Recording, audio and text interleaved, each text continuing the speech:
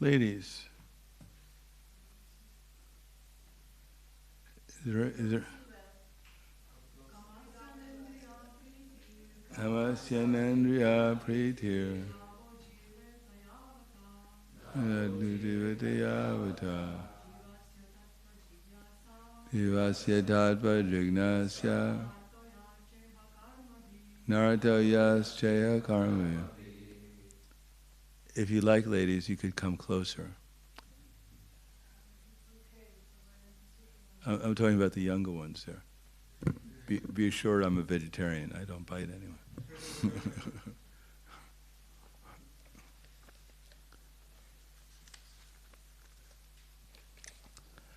Kamasya of desires.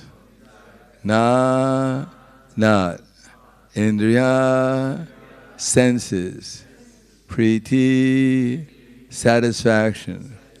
Labha, gain. Jiveta, self-preservation. Yavata, so much so. Jivasya, of the living being. Tattva, the absolute truth. Jignasya, inquiries. Na, not. Artha, end. Ya, cha, iha, whatsoever else. Karma be, by occupational activities. Translation and purport by His Divine Grace, A.C. Bhaktivedanta Swami Srila Prabhupada. Life's desires should never be directed towards sense gratification. One should desire only a healthy life or self-preservation. Since a human being is meant for inquiry about the absolute truth, nothing else should be the goal of one's works. Please repeat. Life's desires should never be directed towards sense gratification. One should desire only a healthy life or self-preservation. Since a human being is meant for inquiry about the absolute truth, nothing else should be the goal of one's works. Purport. The completely bewildered material civilization is wrongly directed towards the fulfillment of desires and sense gratification. In such civilization, in all spheres of life, the ultimate end is sense gratification. In politics, social service, altruism, philanthropy, and ultimately in religion, or even in salvation, the very same tint of sense gratification is ever increasingly predominant. In the political field, the leaders of men fight with one another to fulfill their personal sense gratification. The voters adore the so-called leaders only when they promise sense gratification. As soon as the voters are dissatisfied in their own sense gratification, sense satisfaction, they dethrone the leaders. The leaders must always disappoint the voters by not satisfying their senses. The same is applicable in all other fields. No one is serious about the problems of life. Even those who are on the path of salvation desire to become one with the absolute truth, desire to commit spiritual suicide for sense gratification. But the Bhagavatam says that one should not live for sense gratification. One should satisfy the senses only in so much as required for self-preservation and not for sense gratification. Because the body is made of senses which also require a certain amount of satisfaction. There are regulative directions for satisfaction of such senses. But the senses are not meant for unrestricted enjoyment. For example, marriage or the combination of a man with a woman is necessary for progeny. but is not meant for sense enjoyment. In the absence of voluntary restraint, there is propaganda for family planning. But foolish men do not know that family planning is automatically executed as soon as there is search after the Absolute Truth. Seekers of the Absolute Truth are never allured by unnecessary engagement in sense gratification, because the serious students seeking the Absolute Truth are always overwhelmed with the work of researching the truth. In every sphere of life, therefore, the ultimate end must be seeking after the Absolute Truth. And that sort of engagement will make one happy, because he will be less engaged in varieties of sense gratification. And what that Absolute Truth is explained as follows. Kamasya nendriya pritira na labo jivata yavata jivasya tattva jignasa narto yascheha karmavi. Life's desire should never be directed towards sense gratification. One should desire only a healthy life or self-preservation. Since a human being is meant for inquiry about the Absolute Truth, nothing else should be the goal of one's works. Namo Vishnu Padaya Krishna Prasthaya Bhutaya Srimate Bhaktivedanta Swami Tanamane Namaste Saraswati Deve Gauravani Vacharane Nirvishesha Shunyavadi Paskyatyade Siddharne. As it explains here, that there's a difference between sense gratification and devotional service. Devotional service does not mean stopping eating or sleeping or even mating or defending. It means that such activities are not considered to be sense gratification if they're done in the service of the Supreme Personality of Godhead. For instance, in the 6th chapter of the Bhagavad Gita, where Krishna is explaining about Sankhya Yoga, which is the Ashtanga Yoga system,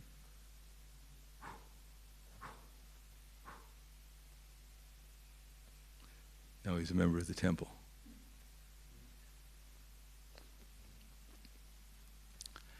There, Krishna explains about a rather rigorous program of controlling the senses.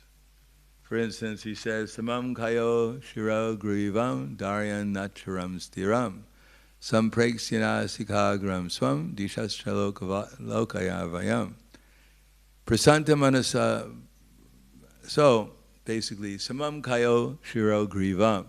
One should sit with one's body, head and neck erect in a straight line and stare steadily at the tip of the nose.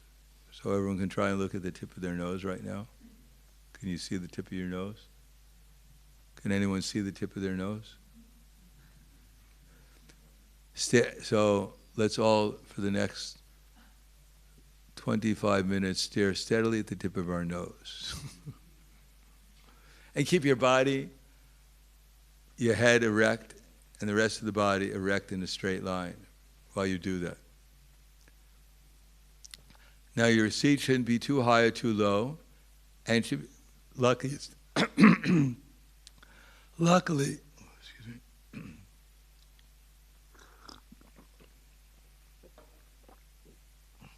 luckily you're sitting in a sacred place. One time, Prabhupada in Vrindavan,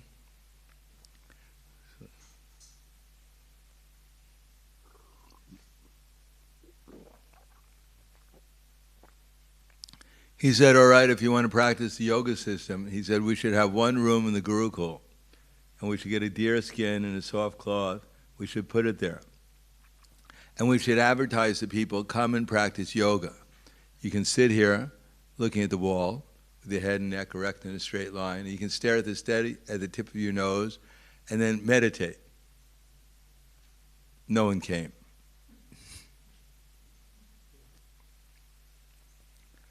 So although it's quite austere, this yoga practice, you have to go to a sacred bank of a river, and the idea of the cloth, especially the deer skin, is that deer skin will repel snakes. In India, there's a lot of snakes, and most of them are not very friendly. So if you're sitting there looking around for snakes, you probably won't be able to meditate very deeply. But the deer skin has this repellent so that it keeps snakes away. Otherwise, there would be a lot of dead deer in the forest.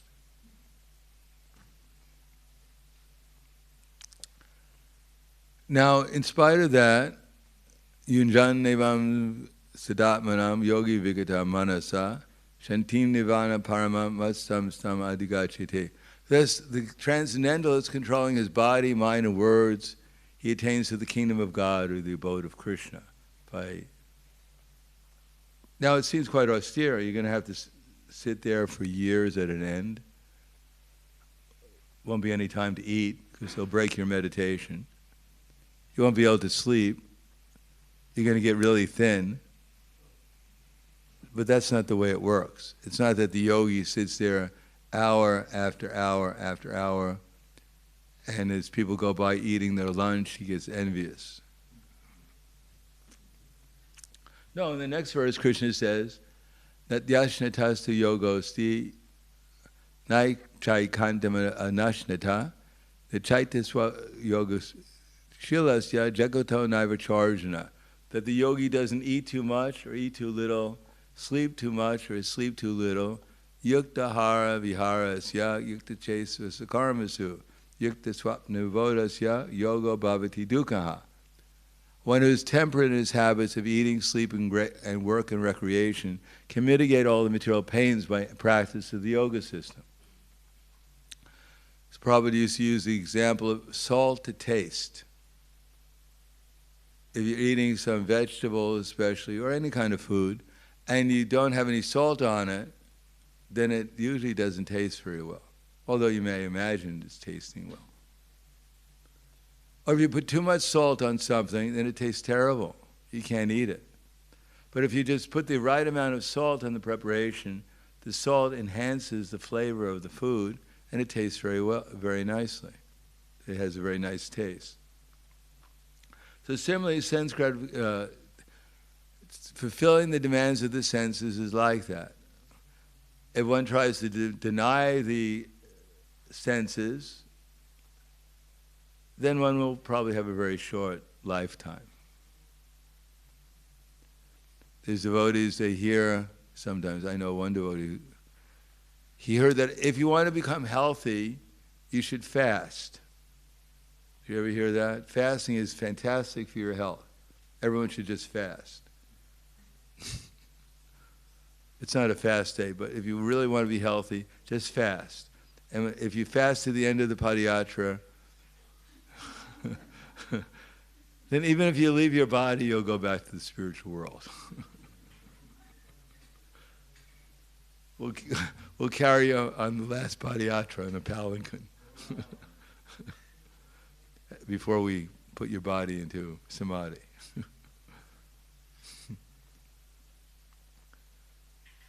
No, actually, it's not a good idea for everyone to fast because everyone has a different body, if you haven't noticed it.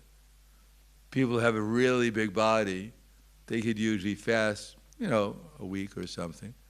There's no harm because they have a spare supply. But someone who's like thin, like a rail, like a dunda, they try to fast for more than a day, the dunda is going to fall over.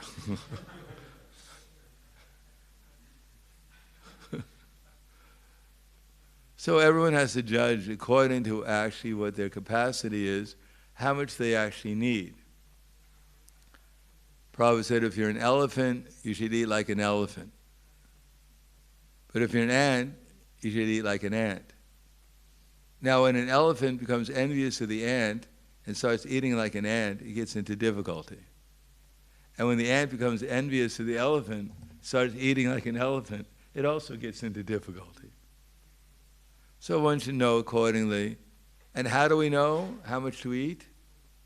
Is there, how do you know when it's time to eat? Does anyone know? After everyone's been here for at least, 15 years? Been on this planet? 15. We probably should have figured out when it's time to eat. After class.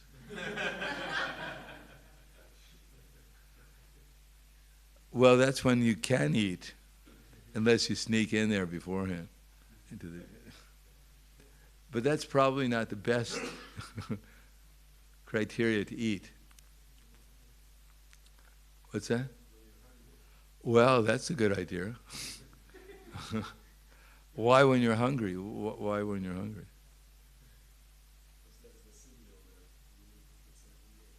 Why? What kind of signal is it? Beep, beep, I'm hungry. What kind of signal is it? It's a stomach ache. Well, hopefully it's not a stomach. What's that? What does it indicate when you're hungry? An empty stomach. Well, we can empty your stomach out and you may not be hungry. What's that? The power of the senses is Well, actually, we'll learn at least one thing in the class today. No, it means the fire of digestion is strong. The heat we feel, the hunger is actually the fire of digestion. Just like if you have a little tiny fire and you decide, well, let's help the fire out, and you throw tons of ghee onto that little tiny fire, what will happen? Even if there's no fire. And then you throw, it says that what will happen if you throw, you try to make a sacred fire on ashes? Will that work out? You try to light a fire using ashes. It probably won't work out very well. So similarly, fire indicates that the previous food that we ate is now, has created fire within the body and the stomach, digestive enzymes. So now if we eat, because without the previous food, there's no fuel for the fire. Try a fast for a few days and see how hungry you are. Anyone ever fast more than a day here or 2 days? How many days did you fast for? 4 days? 3 days. And how many days did you fast for? Yes? 14. Were you hungry after 14 days? Why not? Wasn't the body craving for food? Why not? What's that? There was no fuel. But my mind came on different stage, and I could learn more things. I'm not criticizing fasting. After all, if we're not thinking about the body, then of course we can think of something else until we don't have a body anymore. Then it gets a little complicated. Bye-bye body. Yeah, if we're not. Therefore, when we're fasting or doing something like, just like not only fasting, if you're out, we're on padayatra and you actually become absorbed, we become absorbed in the chanting, then we forget about the body. We forget that it's hot. Oh, it's so hot. I want to go home. I want to go home.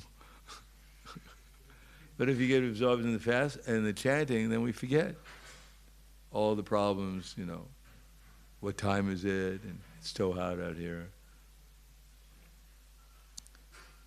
But on the other hand, from the physical point of view, if you try to light a fire and there's no fuel, it's going to be very hard to light the fire. So if we fast long enough, there's nothing left, it's all been stored away, whatever's stored away has been already more or less used up to one degree or another, then there's no fuel for the fire. But if there's a fuel for the fire, then for so long, then it will have some hunger. And that hunger means that the body is ready to digest the food, because without fire, it's very hard to burn anything. Now, people criticize people for eating cooked food. Do you ever hear that criticism? You should eat everything raw.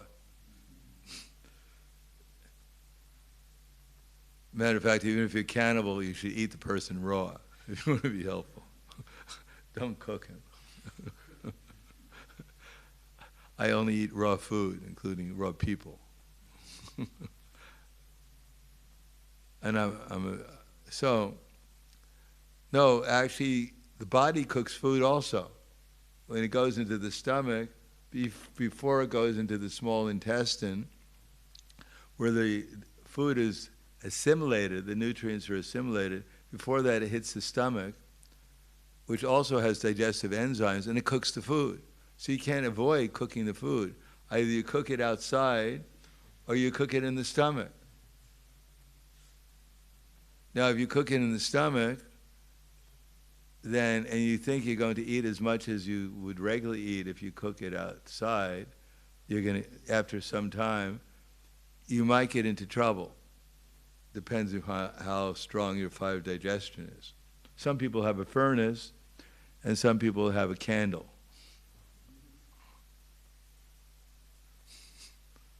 So one has to consider all different factors. But the major thing is that the body requires the body that we see now was perhaps the apple we ate yesterday, part of it. Well, of course, it takes around a month to assimilate into the apple to become your brain, for the most part. In any case, what we're looking at is just what we ate. It didn't come from anywhere else. Or what your mother ate. When you were a baby, then you got the little baby body from that. And then what we're eating now is from what we're eating, the body we have now is from what we're eating. So there has to be a process of assimilation of the nutrients into the body, something into the body, and there is a science of doing that. So Krishna consciousness doesn't say we stop eating, because if you want to stop eating, you might as well stop breathing. It would be a quicker way of going. Because breathing is also eating, by the way. We're eating prana. And actually when we eat, most of the benefit we get from eating is that we're eating the prana in the food. So what is prana? How do we know if we're eating, if the food has prana? Does anyone know? Wow, we've been around here for some time. We don't even know what's going on. How do we know if the food has any energy in it? Well, there's a lot of fresh grass outside. It may have prana, but we may have a little difficulty, unless you're a cow. What's the indication? That it has energy? It has rasa. The energetic principle in the food is rasa. Well, it has different energetic principles. One of the energetic principle, probably the most important, is the consciousness that's put into the food. Did you ever eat food and you became angry immediately? You felt agitated? Then you found out that you never had that experience? Your consciousness changed a little bit? Like, for instance, the cook put too much chili pepper into it. Did it change your mood at all? So why did the cook put too much chili pepper in it? I mean, that's the gross part of it. Usually they're angry. They need some more energy. I'm going to kill that person. I need some energy to do it. I need some inspiration.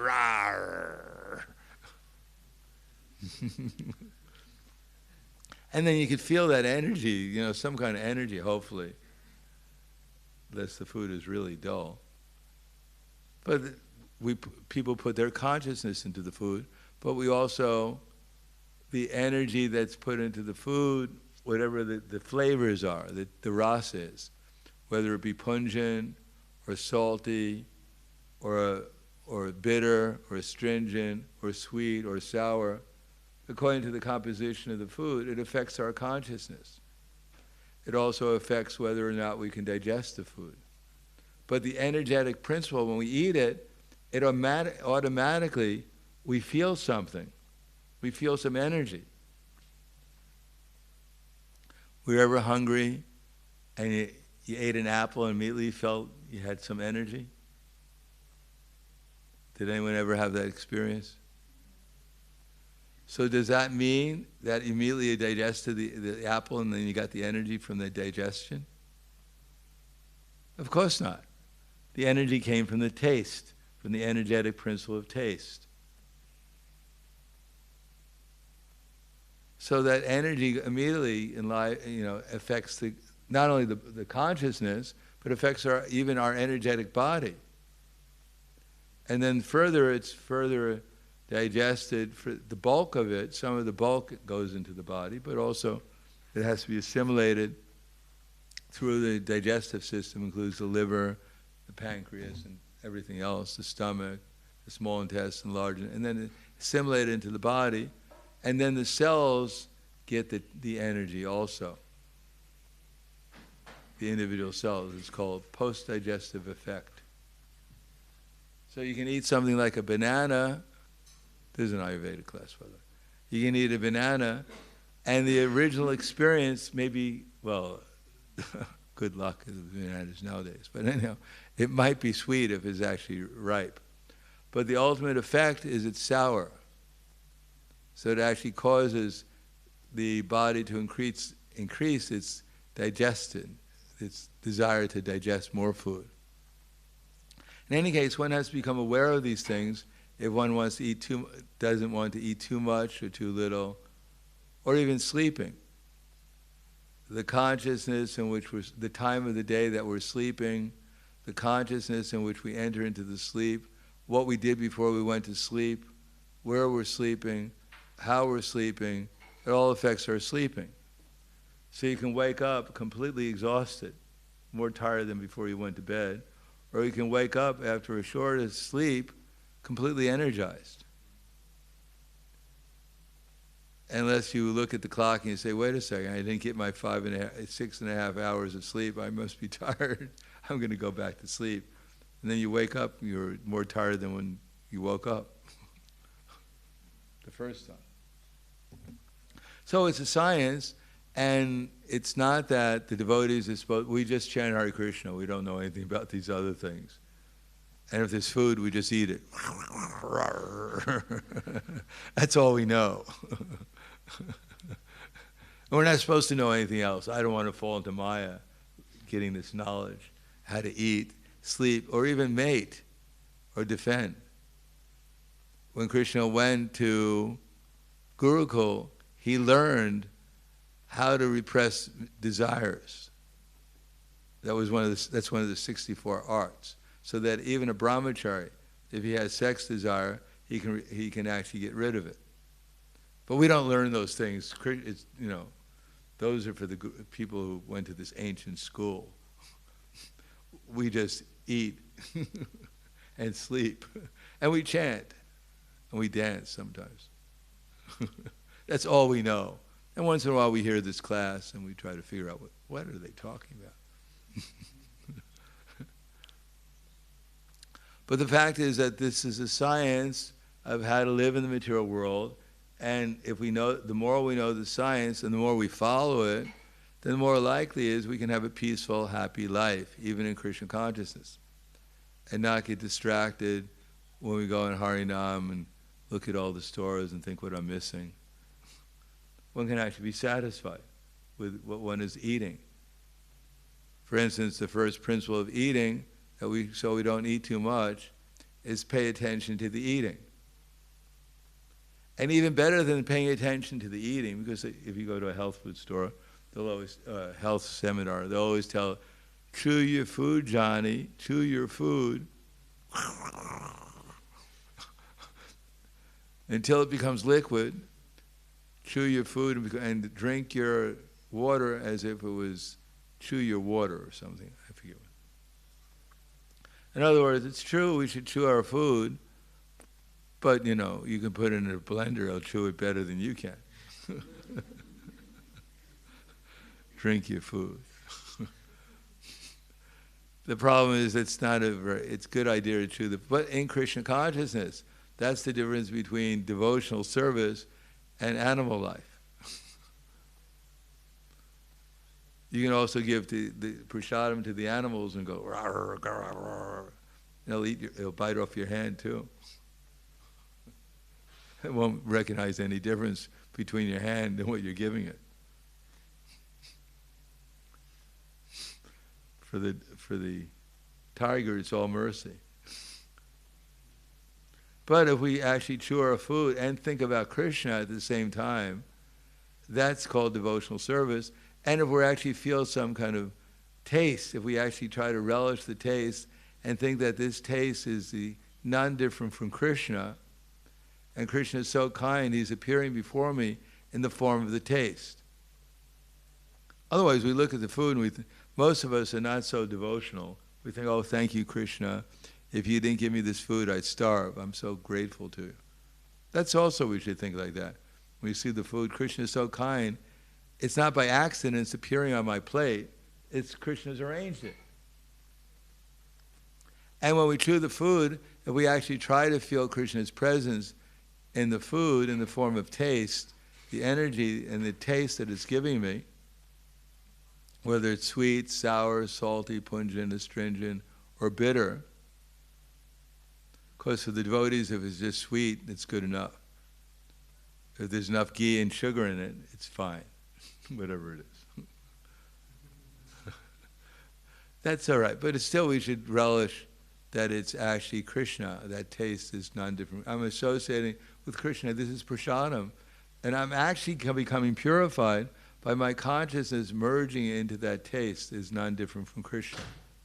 Of course, that way we should remember Krishna, and that's called Krishna consciousness, even while we're eating. And what's the advantage of doing that? Because why are we in the material world? Does anyone know why we're in the material world? Why we've been given these material bodies? Does anyone have any idea? Well, that's certainly true. But in what way do we want to forget Krishna? Why do we want to forget Krishna? What's that?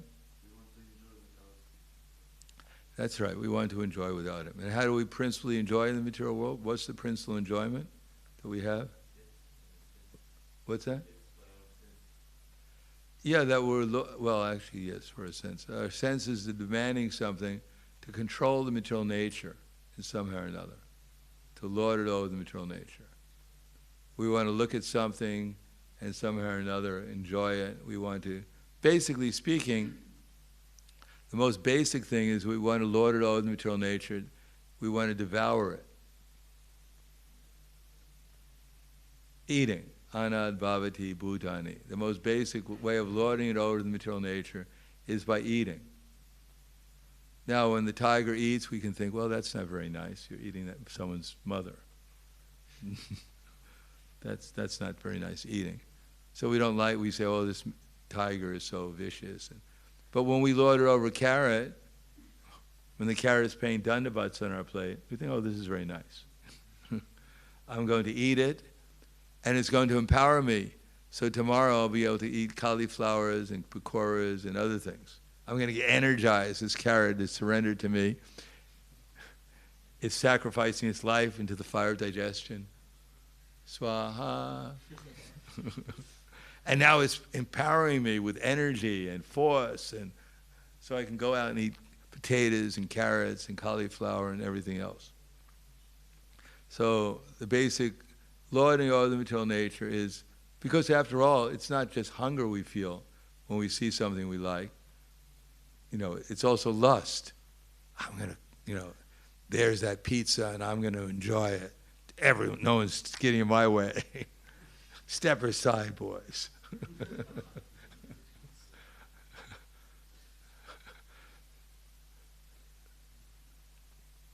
So this basic principle of lording it over the material nature, and of course for us, it's not so prominent because it's rather innocent.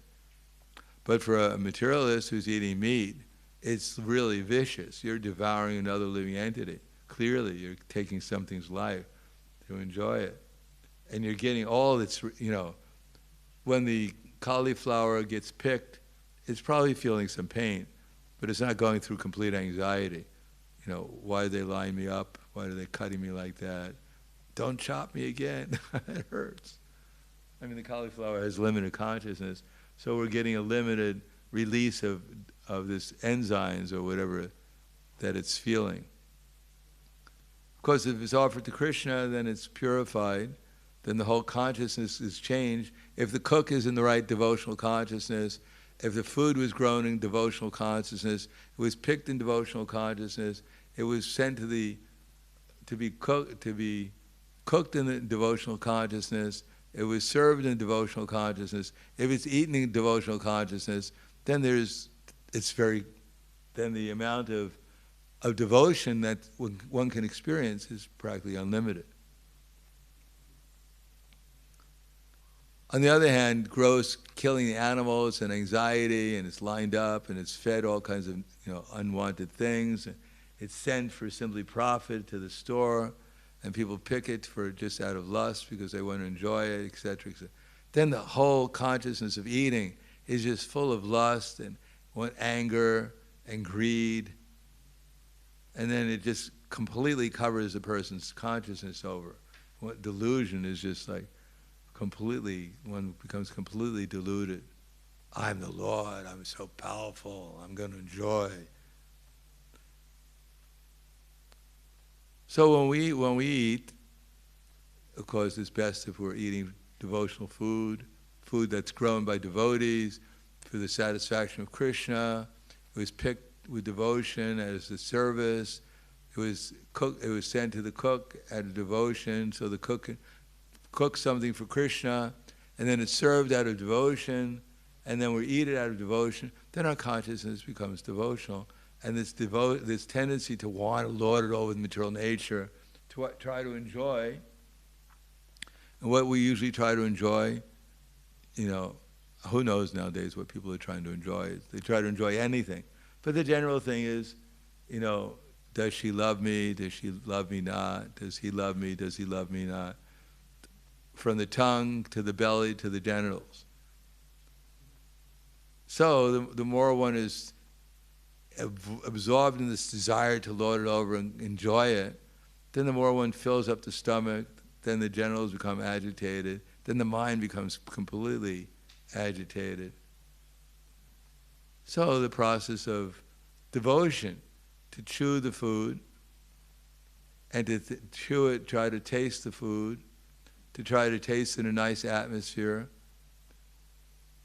as much as possible, and think about, then the tendency towards eating too much or eating too little, one will actually be in contact with the body, with the consciousness of the mind, one will actually become regulated, and then one's agitation in the material world will diminish. And the result is we'll be able to chant Hare Krishna happily without so much agitation in the mind anymore. So it all is connected. That's called Bhakti Yoga, devotional service, the science of controlling the senses. Begins with the tongue. Atak Shri Krishna Namade. So I'll stop there. Thank you. Any questions or comments?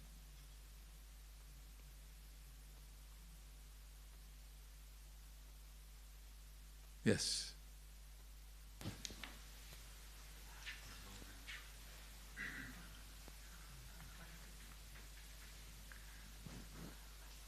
Thank you for inspiring lecture. I just wanted to ask what can we do in case when our life is quite unregulated? How can we regulate it? Like, what can help us to really get this strength to regulate it consistently? Don't eat too much or eat too little. Chew the food, try to taste the prasadam, and then the mind will become more peaceful. And then when it's time to go to sleep, we won't think, well, I got so many other things I want to do. We'll think, well, maybe I should go to sleep. And then wake up in time, so those two things will become regulated. If we don't eat too much or eat too little, then we'll be able to sleep peacefully. And the result is we'll be able to wake up on time. And then when we wake up on time, we'll be able to do our activities, so we can sit down peacefully and eat. Chew the food, and taste Krishna, and be happy in Krishna consciousness. Then the other things will regulate themselves naturally. Anything else? Hvala Krantaraj Srimad Bhagavatam ki jai, Srila Prabhupada ki jai, Gaur Premanande. Jai